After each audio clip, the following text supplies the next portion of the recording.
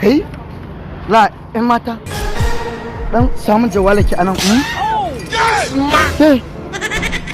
ko kurmas ce subhanallah aibi nan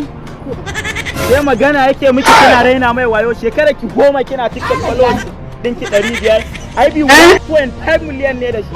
kai yarinya nan ta yi jam ya fi saukari bata ci jam ba amma kai ga hidai digiri ne da kai mutumi na kwakwalwa farai mutunci da iskanci da bariki da falagandi aibi celebrity ne nan